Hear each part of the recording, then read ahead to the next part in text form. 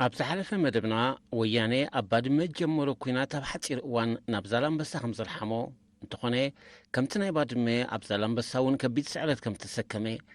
كان مورار مجمارو أبنو الزوبات سنعفن صرونان أبلع الهزبي دارت ألبوق فأتاتي فتسم كم زنبري منقس إرترا نتبو ياني أبلع الهزبي زفتسم أكي تقبالات ما انت سلام بتعقس خمس حلفو وياني ورار أبجمر الهموت بتسقبللتا لنيلو زحاسبو حيل أيرو نمدبر حيل أير إرترا كم زدبدبن كم قبل مرس دما ولو حيل أير إرترا بنوس عقمو أبتقراي نزنبرا وتهدرا ومدبرات وياني كم زدبدبه أمود أتا دما داقماين أسمرا خدبدب زمتسي مرحنا فاريد كوينات بتصانا نفرت توقعو خمس تمارخن رئينا مستر زنبرا دحند مسل زمدناتات أبت وانا بأسمرا أب حيل أير إرتراز نبرو أبالات حيل أير إثيوبيا نتنايتي علت في السامي دحر بزح عمتات بخمس السعب عين مسكرنتهم هيبو مالو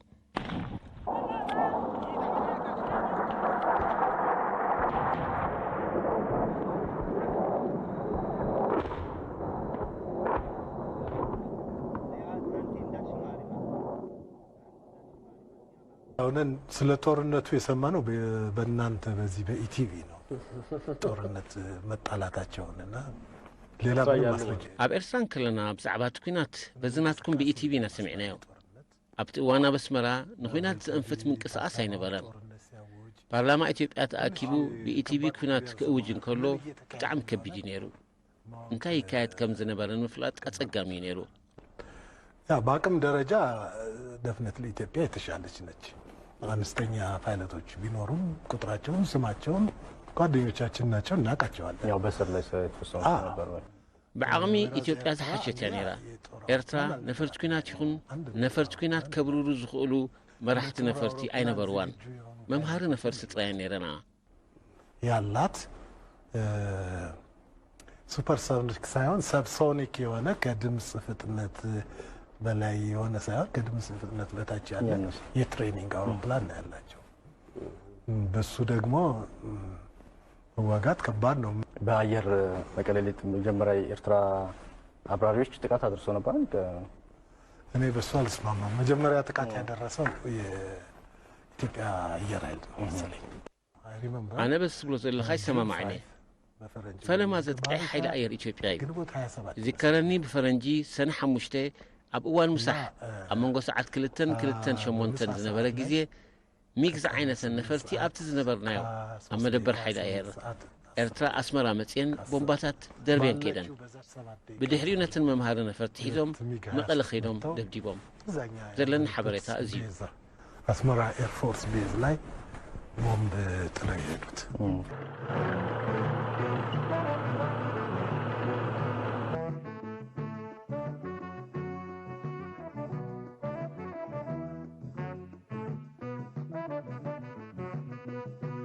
መንግስት ኤርትራ ኣብ ኩሉ ግንባራት ዘካየዶ ኩናት ሉላውነትን ድሕነትን መሬቱን ህዝቡን ክከላኸል ተገዲዱ ዝኣተዎ እምበር ሓንቲ መዓልቲ እውን ትኹን ባዕሉ ተበጊሱ ሬድዮን ፈትዩን ኣትይዎ ኣይፈልጥን እቲ ዘይተደለየ ብድርኽት ወያነ ዝተፈጥረ ኩነታት ምስ ኣጋጠመ እውን እንተኾነ ቀዳምነት ንሰላም ሂቡ ክሰርሕ እንከሎ በንጻሩ ወያነ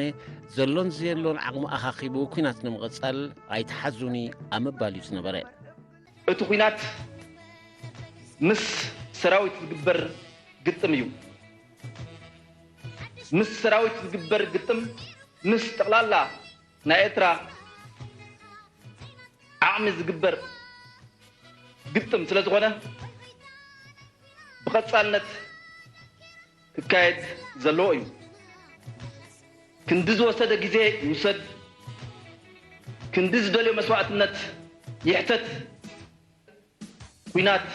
قصليو نحن حساب حجين ريهم زلنا نهزوه خبيلهم سراويت بحيل قفيفهم كابدو إثيوبيا دو خم مبرق دو خم معراب دو سراويت أهاهولو نحن ريهم لنا إذا سراويت زي حساب حجي مثلا زلو حبريتها مسرت تجديد زلو سراويت مبر كم تعانتو زول كوسي برجز مريتنا توريرو إذا أمينو زلو سراويت هاي أيكونن أنا دليت نزوج جزي ወይ ከም መንግስት ኤርትራውን ወይ ከም ህዝባዊ ጉማር ናይ ዝውግእ ድሌት የብልናን ደልዮሞ ኣውጆሞ ደኣምበር دوفيركم مع عباي إثيوبيا دا أمبر دبل ملاي دبل درف زعينو ذا أنت زي كوينو نحنا بس قد عايزي وعلى حنتي إيد كم ديبلنا وي كهلا شجر كم ديبلنا ماشي يجن مسألة كم من تحت تقبر بعد ما تخافيتو جنبارك تكفتيها دالام بس ماشي جنبارك تكفتيها عصب ماشي كها جنبارك تكفتيها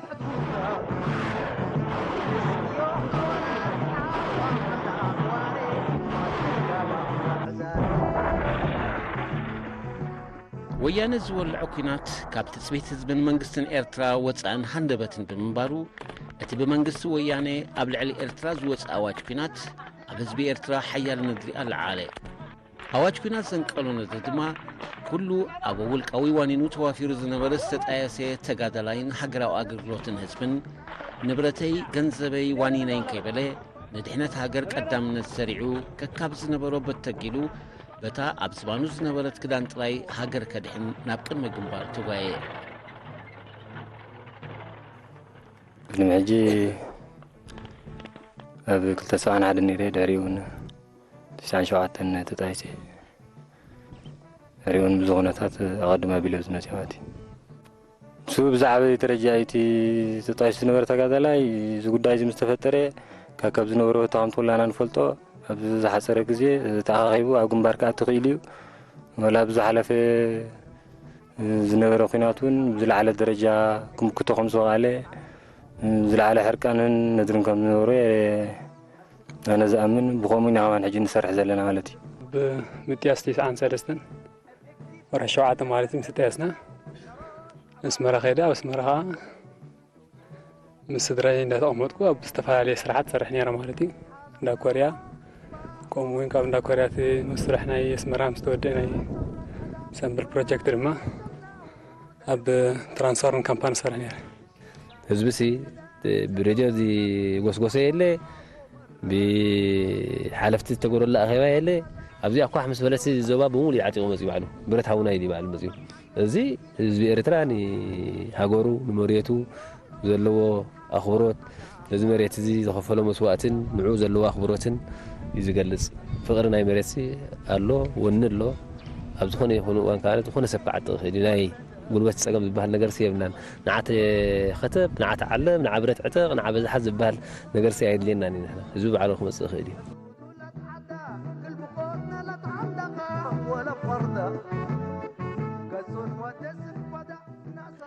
ወያነ በቲ ኣብ ባድመን ዛላምበሳን ዘካየዶ ኩናት ኣየብቅዕን ካብ ባድመን ዛላምበሳን ሓሊፉ ናብ ደቡባዊ ቀይሕ ባሕሪ ብምስካር ብ10 ሰነ 1998 ኣብ ቡሬ ኩናት ብምኽፋት ሓድሽ ግንባር ከፈተ እንተኾነ ፈተነታት ግንባር ቡሬ እውን ከምቲ ኣብ ካልኦት ግንባራት ዘጋጠሞ ስዕረት ተሰኪሙ ብዘይ ዝኾነ ፋይዳ ከሲሩ ተረፈ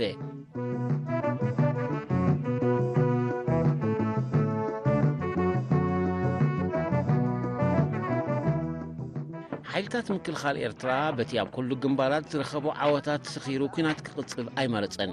ኣብ ኩናት ዝነበሮ ጸብለልትነት ዓቂቡ ንሰላም ዝዓበየ ባይታ ሂቡ ካብ ድባቱ ስድሪ ኸይሰጎመ ብወያነ ንዝመጽእ ዝነበረ ቀጻሊ ተጻብኦታት ኣብ ምክልኻልን ምክትታልን ኣተወ ነዚ ኸነምሉ ሰና ካብ ድሉ ነዊሕ ተጸቢና እዮም ሕጂ እውን ንጽብዮም ኣለና እውጅ ኣሎ እቲ ኩናት ስጋብ ሕጂ ኣይተላዕለን እውጅ ኣሎ እቲ ሰብ ኣብዚ ይኣኻኽበሉ እዚ ከባቢ ፋፅን ዓድግራትን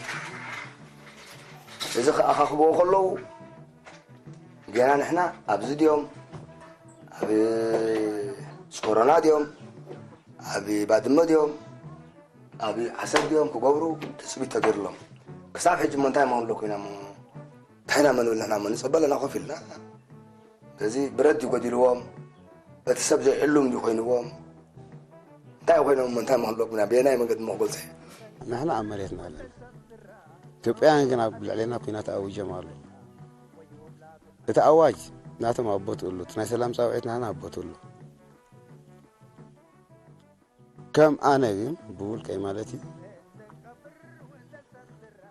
በቲ ሰላም እናበሉ በቲ ኩናት ካብ ኣወጁ ልዕሊ ዝኾነ ኩነታት ከዓ ኣስመራ መፂኦም ኣብ ልዕሊ ሲቪላዊ ህዝቢ ብነፈርቲ ደብዳብ ካብ ገበሩ ናይ ዓቕሊ ፅበት ፈተነ እዩ እቲ ናይ ዓቕሊ ፅበት ፈተነ ንሓዋር እውን ከምኡ ክመፅእ ስለ ዝኽእል ንኩሉ ዝመጽእ ኩነታት ኣነ ንውልቀ ይኹን ትሕተይ ዘለዎ ሓለፍቲ ይኹን ሰራዊት ይኹን ንህዝቢ ኤርትራ ብምእማን ድልውነቱ ኣረጋጊጹ እዩ ዘሎ والله ኣብዚ እዋን ሕጂ ዝካየድ ዘሎ መጀመርታ ብጠንቂ ባዕላቶም ዘበገስዎ ኢትዮጵያውያን ንሶም እዮም ስለዚ ኣብዚ እዋን እዚ ንሕና ድሌት ሰላም ምዃንና ንሰላም ኳ ንድግፎ ንስዕቦ ኢና ንሳቶም ግን ነዚ ነገራት እዚ ዕሽራዊ ተሓሳብ ስለ ዘለዎም ነዚ ጉዳይ እዚ ክጅምሮ ክኢሎም ማለት እዩ ንሕና ሓዚ ጉዳይ እዚ ህዝብና እናተጋፍዐ مرينا ناس عرارمي تزل هوا وحفش هوا بقوم متاو نحن حمان كم مريتنا سدر عين نقدمها هين خيدن سدر هذا نحرث هين ملس لذي ثم قدم حجي سمعتها تقدر فن حدري مكات سامو دهتان مكتوم خاناي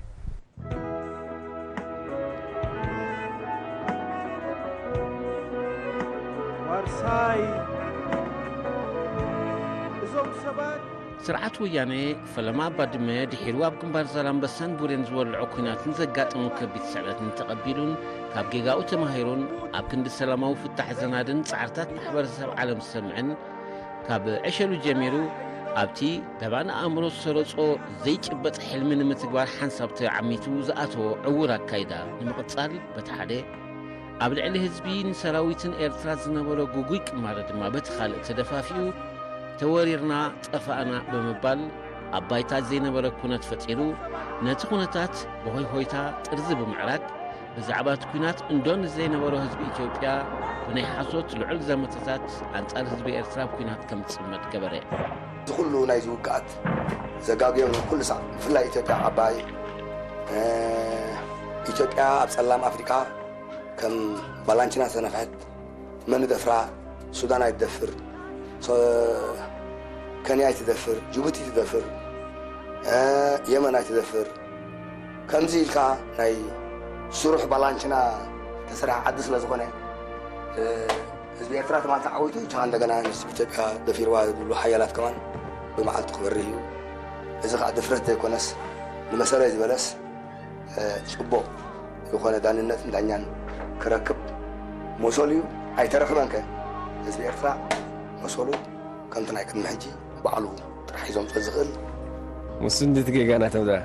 جيجاناتهم كو حدا خدت مسرتها وجيجاناتهم سي قوم يو نحنا سراويت كانت عايز كلنا رايدنا هترف كلنا بتحدو مداي نابل معات كم توقسنا نسلام دلوات مخنا سلازي الرقاقتنا هنا اجي خادا خبتي جوجي تحساسبا ناتاتهم سي ابصبصباتهم بنصر اسيرهم ملو ني مريتنا خنا ملسي ابزي وانزيو منغسي ኤርትራ ሰራዊት ባታቲን ወዩ ሰራዊት የብሉን ስለዚህ እዚ መረምላሽ ለናታቶም አተሐሳስባ ابزي وان زينا نقرب من مريتنا خنقቶ ደልና ሕጂ ይዕድልና ካል ግዜ ዕድል የብልና ጽባሕ ንጎ መንግስቲ ኤርትራ በቁጠባ እንድሕሪ ቁርብ ተባራቢሩ ቁጠባ እንድሕሪ ተሃገር ቁርብ ተሲኡ ብዛዕባ ምህናት ናይ ሰራዊት كحسيو شعيا يعملنا ني تحساسوا ابناتهم اب دوكيومنتاتكم يو زوم سبات اتصديهم زليلو منغست ኤርትራ بحفشا كله ابصصفح زنبره ابال حيلتات مكلخال ኤርትራ ሀገር ንምድሓን ዝነበረ ቆራጽነትን ትብዓትን አቦቱ እንሃለወ አብሩስን ዓብዶ ኩናት ኮይኑ ዓወታትን ሓፈስ ከይተረፈ ተዘጋጠመ ኩነታት ካብቲ ዝነበረ ከይቅጽልን በሰላም ከዓልፍን زين دليت نبرو بغلتي منغستات فتح مز تغيلو صبو كمصاي كالن كاني تي زواهبنا زل عمام كنسالتو موانا زامناني تخنا قد نحنا تقربنا لنا نحنا ابدو محلاو لنا زمصنا خاني نهاجرنا استنكفكاب عنا لنا ناي وياني اول حنتي ابز حنت منقصاص قال حد ايمصو حنسا مسادهم بو غيرم طفيمي سازي نحنا خاني ابدونا دمصنا امريتنا زمصنا اب هاجرنا زمصنا دلوات لنا دي مريتنا يندلنا مريتنا اينهبنا قرام تخونه خما تحذر خنا بكيدو اي شيء اي نيدو انا كود كوبينو انا كودانا كوياكينو ابانا كومالات لاغيناشي انو ببدينالنا نابلينا ددمانو ولا ماكوس كديتا يمارادياش ماكايلو كيما كمان يم كانديدياش كورماما ابيشه اما كمان ارتري اغاري وكشي ميديا سويانا نوق نزبل جن اب حنقولي مجمريا ኣይተጸብኾን ነይረ ምስቲ ዝነበረ ሓድነትን ምስቲ ዘምጻናይ ቃልስን ንሕና ኣብ ኢትዮጵያ ኸይድና ተሰዊና በዓል ወለጋ ንሶምን ቅድም ምሳና ነይሮም ሓድነትን ፍቕርን ዳ ነይሩ እምበር ብውግእ ክፍታሕ ዝብል ትጽቢት ኣይነበረንን ኣነ ሕጂ እውን እዚ ናህና ካርታ ኣለና ዓለም ዝፈልጦ ካርታ ኣለና ባድመ ይኹን ዋላ ዓልቴና ይኹን እሳቶምን ሕጂ ዝቐራርቦ ቀራራ እዮም ዝገበሮ ካርታ ኣለዎም ማለት እዩ በትናቶም ዘይኮንና ንሕና ሕጂ ከምዚና ግራሃሉ ወይ ድማ በቲ ንሶም ዝዛረቦ ዘሎ ዘረባ ዘይኮነ በቲ ዓለም ዝፈልጦ ካርታና ብኡ በቲ ሕጋዊ ካርታና ተመሪሕና ክንከይድ ንሰላም ክእወጅ ትጽቢትና እዩ ውግእ ፍረ ነገር የብሉን ሰላም ፍረ ነገር ዘለዎ ንሕና ከምቲ ብተደጋጋሚ መንግስቲ ኤርትራ ክገልጾ ዝጸንሐ ብሰላም ተተፈቲሑ ዝጽቡቕ እዩ بسلام أين فتحوننا نحن عندنا بريت إريترا نورر عند إحنا والله نحن أمريتنا سلزلنا نوريتنا نكالا خلقا بونا إذا سكفنا ولا حنت هناك كايلا عند تاشم تمفتحوا خوز خالد بحال كذا كان تاشم خونا معرفتي بسلام غير كاستي دوبكا تحنسيزو تدوبنا دوبن تفليتو بسلام كن بدا على سكن مقدم فتاري خوينات كن بدا كاس تاشم يكونن ساتهم كن مستزار ودلون تاشم نحن مريتنا خنحزنا يقدني دوبنا خنفلتنا يقدني لسه لازخونا نسقع دوبنا نحز دوبنا خنراقينا خنراقصينا اتي مودعته ግን ሰላም መፍትሄ እንደሆነ ነገር من يوم كزاقاش زوحو من يوم كسبحان غرس من يوم كزاقاش زوحو من يوم كسبحان غرس ወያነ ዘበገሶ ኩናት ከምቲ ማሕበረሰብ ዓለምን ህዝቢ ኢትዮጵያ ንምድንጋር ዝመሃዙ ሓሱሳቱ ብኤርትራ ስለዝተወረን መሬቱ ስለዝተሓድገን ዘይኮነስ ብጉልባ ብቲ ኩናት ከተግበሮም ዝዓለመ ብዙሓት ሕቡኣት ኣጀንዳታት ነይሮም ቀዳማይ በህዝቢ ኢትዮጵያ ዝነበሮ ዘይተቐባልነት ንምስካር ብስም ወራር ንኤርትራን ባሕራን ናብ ኢትዮጵያ ከም ዝመልስ ክእምን ምፍታን ክልተ በስምቲ ጀመሮ ወራር ንቁጠባዊ ፖለቲካውን ወተሃደራውን ዓቕሚ ኢትዮጵያ ምግባትን ናብ ክልል ትግራይ መጋዓዝን ሳልሳይ በቐንዱ ድማ ነቲ ካብ ዝፍጠራት ሒዙ ክሳብ ዛዕለት ዝጭረሐሉ ዘሎ በማኒፌስቶ 68 ዝፍለጥ ሕልሚ ዓባይ ትግራይ ንምትግባር ገለ ካብቶም ነቲ ኩናት ዘንቀሉ ሕቡኣት ኣጀንዳታት እዮም ኩሉ ሽግር ግን እንታይ ኣምፅዎ ኢልካብ ተሓስበሉ እዋን እዚ ስርዓት ማለሊት ማንታ ርእሱ ወይ ማንታ ተሓሳስቡ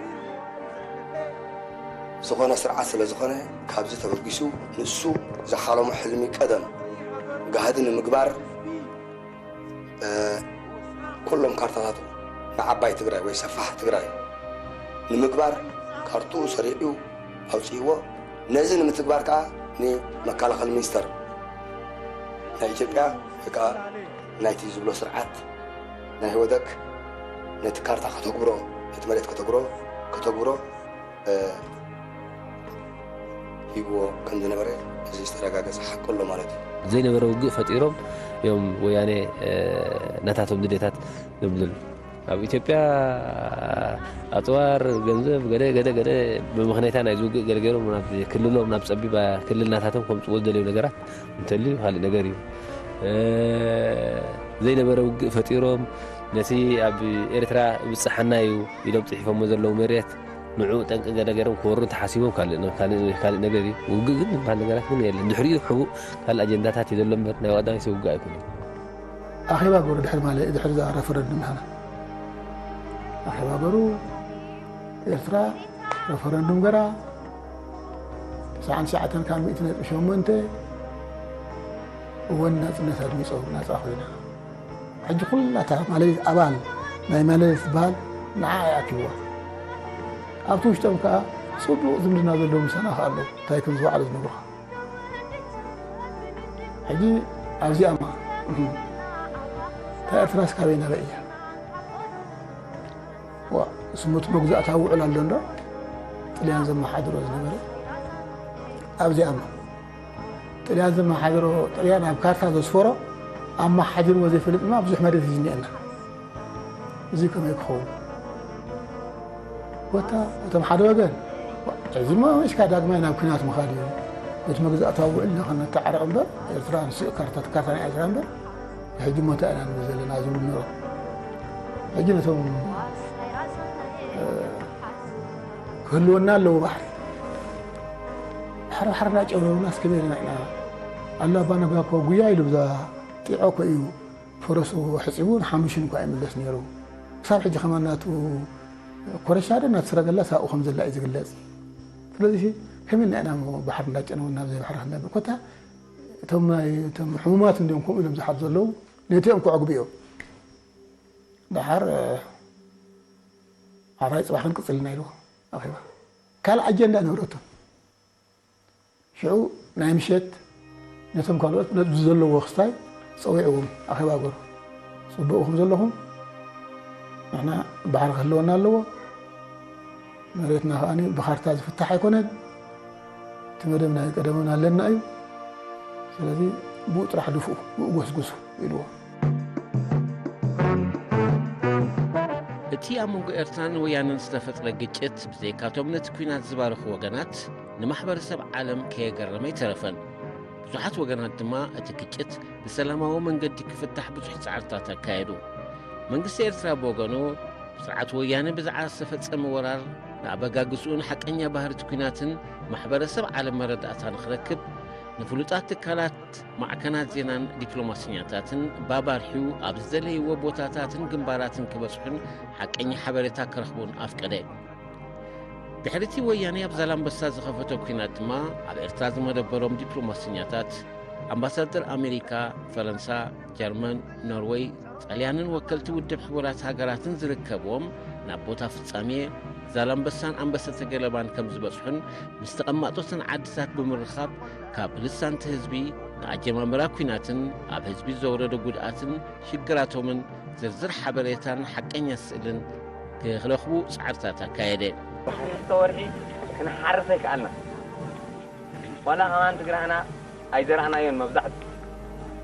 ካብዚ ከባቢ ናብዚ የቢል ዘሎ ተዘይኮይኑ ካብዚ ንላዕሊ ዝቀሳቐስ ሰብ የለን ወታደር ንባዕሉ ኣበይ ከም ዘሎ ትሪእዎ ነው ንሕና ክንሓርሰ ይከኣልና ክንዘርእ ኣይከኣልናን በብሕጂ ሰዓታት ኣብቲ ቆላ ኣብ በረኻ ኢና ዘለና ኣጋጣሚ ኣብ ሰላም ዘሎ ቦታ ተዘይኮይኑ ኣብ ዘለና ዘይካ ህውከትን መንከራን ካልእ የብልና እንጀራ የለን ከይሰርሓ ከዓ ኣይብላዕኒ ሕጂ ንዓና ዝኾነ ዘድልየና መንግስቲ ዝተሓበረና ዓለም እውን ንደሊ ኢና ብዓለም ደረጃ ንሕና ትንፋስ ስለ ዝሓዝና ሸውዓይ ርእስና ሻሙና ርእስና ስለ ዝኾንና ምንም ናይ 3 ወርሒ ግደፍ ናይ ሰው ስራሕኻ እንድሕር ኣቋርጭካ ሰራሕተኛ ናይ መንግስቲ ሓደ ወርሒ እንድሕር ኣቋርጩ እቶም ደቁ ስለዚ የለው ንሕና የለና ናብ ዝሕጂ ሰዓታት ብፅቡቅ ኣረኣያ ክርኤና ኣሎ ዓለም ዋላ ቅድሚ ናፅነት ተኮይኑ እውን ሰላም ኣይነበረና ያውም ዝኸፍአ ቅድሚ ናፅነት እዩ ቅድሚ ናፅነት እናሓርሶ ዝነበርና መሬት ዝዘራእናዮ ብበትሪ ብጥይት ብህዝቢ ድርጅት ብምምሕዳር ዝኾነ ናይ ትግራይ ምምሕዳር ዓብዪ ፀገማት ዝወርደና ነይሩ እቲ ናህና ሰራዊቱ ናህና ገድሊ ግን በረኻ ስለ ዝነበረ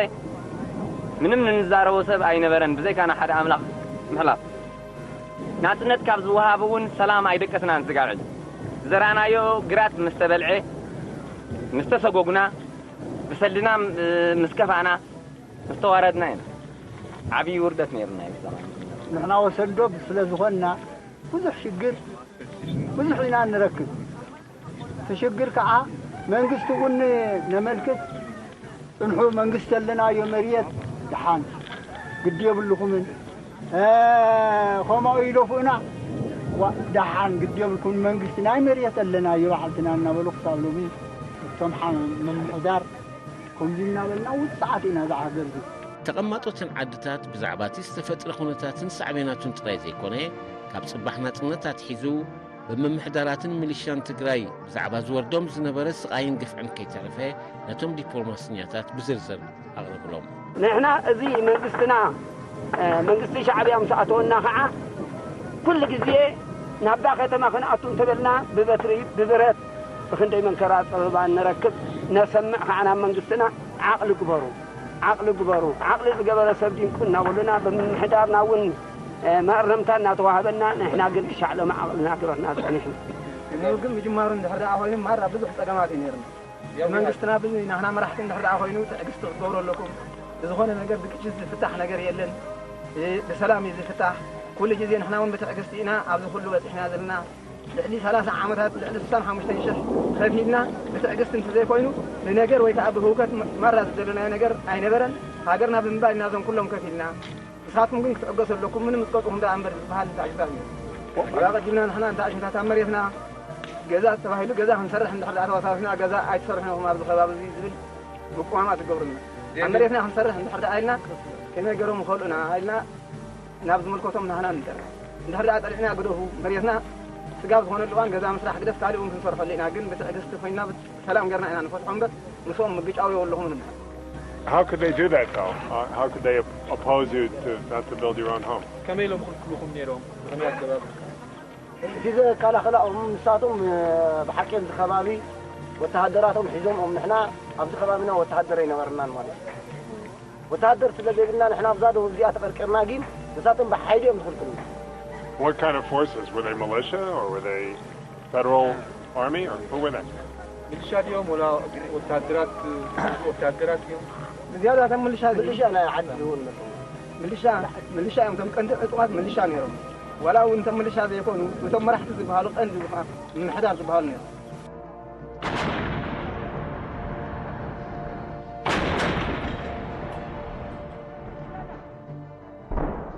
ኣብ ግንባር ዛላምበሳ ዝተኻየደ ኩናት በዚ ዓድታትን ጻዕቂ ህዝቢ ኣብ ዝቕመጦ ቦታታትን ብምንባሩ ኣብ መንበሮ ህዝቢ ምምዝባላት ኣስዓበ ህዝቢ ነፍሱ ኸድሕን ዓድታቱ ገዲፉ ኣብ በረኻታት ኣብ በዓትታት ክሰፍር ተገዲዱ መንግስቲ ኤርትራ በወገኑ ሽዑን ሽዑ ነቶም ተመዛበልቲ ኣብ ውሕስ ቦታ በመግዓዝ ጊዜያዊ መጽለልን ቀለብን ከም ዝወሃቡ ገይሩ እንደቀብር ወንደሰትራ ጨሮት አቤት ከየርሽምላ ወዮብላት الأكل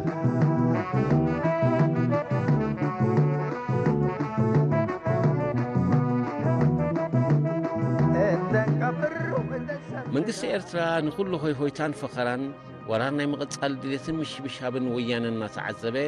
መርኣያ ድልውነቱን ሰላም ነቶም ኣብ መዘመርታ ግጥማት ኣብ ሰለስቲኡ ግንባራት ዝተማረኹ ወተሃደራትን ሚሊሻን ወያነ ከምቲ ኣብ እዋን ቃልሲ ኣብ ልዕሊ ምሩኻት ዝነበሮ ሰብኣዊ ሓልዮትን ኣተሓሕዛን ዘድሊ ክንክን ብምግባር ገና ኣብ ልዕሊኡ ከቢድ ደመና ኩናት ኣንጸላልዩ እናሃለወ ብመንገዲ ቀይሕ መስቀል ብሰላም ናብ ሃገሮም ኣፋንዎም ب28 حسنا أزلقهم 71 وتهدرات إثيوبيا 7 لومي حدا مسكرم بمنجدي أهجراوك أيه مسكال نبحجرهم تفانيهم حدا كابتون بمسمار أسمار زلام بسنا بحجرهم ستفانو وتهدرات إثيوبيا جن نهوته يسقاني بمبال تريفلو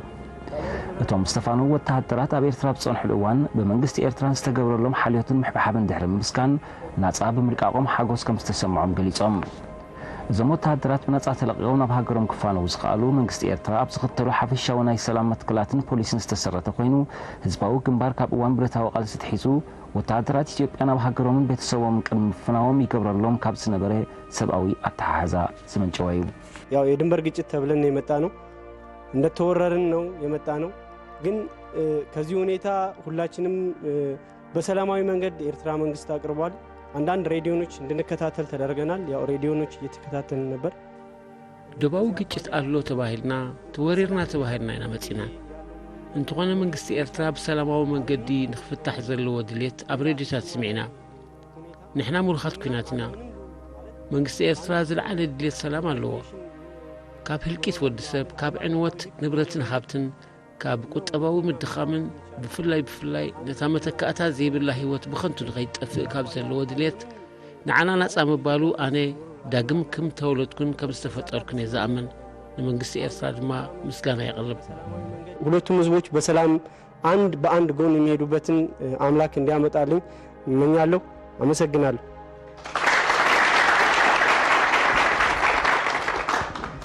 ዳግም እንደተወለድን ነው እኔ ቅድም ልጁ እንዳስቀመጠው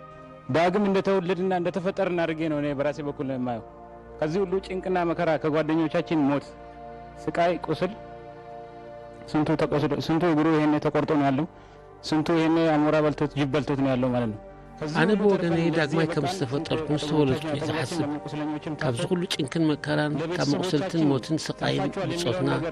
كنت يقولون مستقرتون أمر هذا بالعم زلوا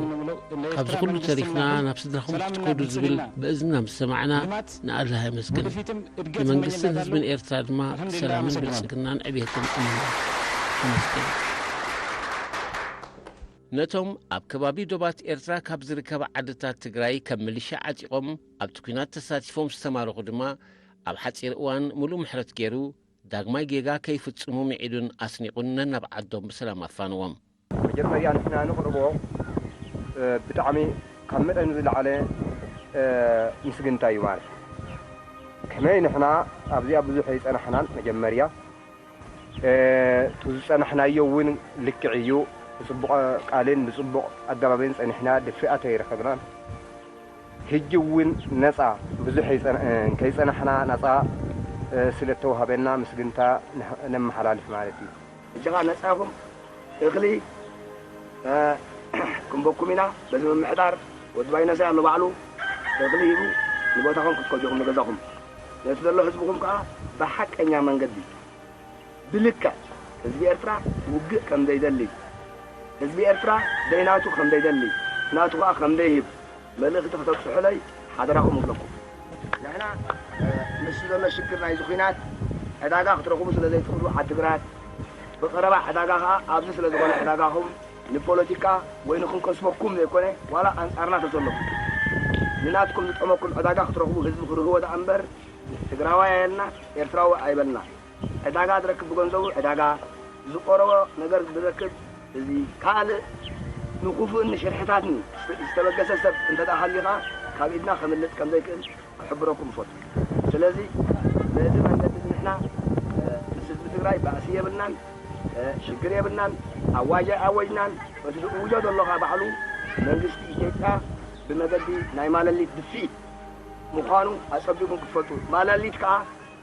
ነንዶ ንህዝቢ ኤርትራ ክትሓድግ ንህዝቢ ትግራዋይ ዝነቕሐ ትግራዋይ ትቆትሎ ከም ዘላ ክትፈልጡ ይግባኣኩም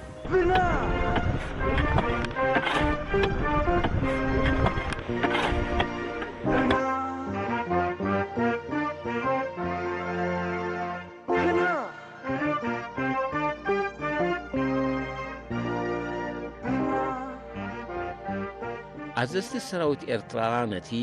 ኣብ ብዝሒ ሰራዊቱ ተኣማሚኑ ኤርትራን ምግባጥ ዘንቀደ ወያነ ንምብዳህ ድልዋትን ኣብ ሙሉእ ርእሰት ምትእምማን እኳ እንተነበሩ ካብ ኩናት ክርከብ ዝኽእል ረብሓ ስለ ዘየለ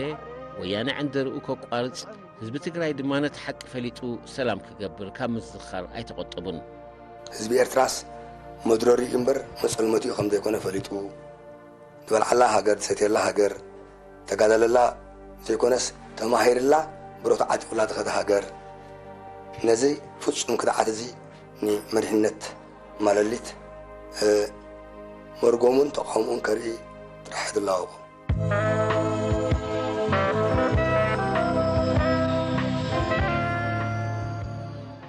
ወያነ ሕልሙ ንምትግባር ዘንቀሎ ወራር ኣብ ሰለስቲኡ ግንባራት ብዘይ ዝኾነ ፋይዳ በርዒኑ ቀዳማይ ወራሩ ብስዕረት ኣኸቲሙ መርኣያ ስዕረቱ ድማ ሓዊ ብሓዊ ፈቲኑ ዘይሰለጦ ዓንፁ ንማዕፆ ኮይኑ ነቲ ንዘመናት ኣብ ኢትዮጵያ ብሰላም ዝነበረ ኤርትራዊ መፍደይ ሕነት ስዕረቱን መውፅኢ ሕዱር ቅርሕንቱን ክገብሮ ተራእዩ ብዛዕባ እዚ ብዝርዝር ኣብ ዝቕፅል መደብና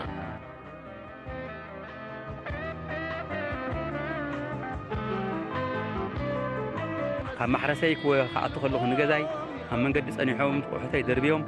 ኣነ ኣብ ቤት ማእሰርቲ ወርሕን 10 መዓልትን ኣብ መቑሕ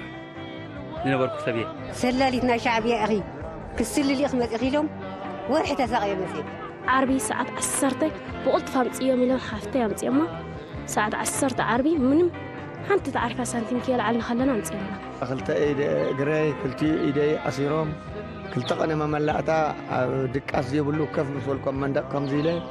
ኣብዚኣ መንደቕ ከምዚ ኢለ ትወግሐለኒ ገዛውቲ 11 ክፍሊ ገድፎ መጽእ እቲ ትካለይ ክሳብ ናተይ ኣገማምታ ክሳብ 10 ሚልዮን ገጹ ክጽጋዕ ክእል ኮይኑ ምስቲ ናይ መነባብሮዮም ኩሉ ምንዳሕሲድካ እትረፍዶም ንምውጋንሲ ኣብቲ ቤት ጽሕፈተይ ኣብቲ ናተይ ትካል ንኽኣቱ ንዕድል ኣይሃቡን ህዝቢ ኤርትራስ ቆተሉ ምባል ጥራሕ ተሪፎት መንግስት እምበር ዝኾነ ሰብ ገዝኡ ኸይዱ ከኣስረካ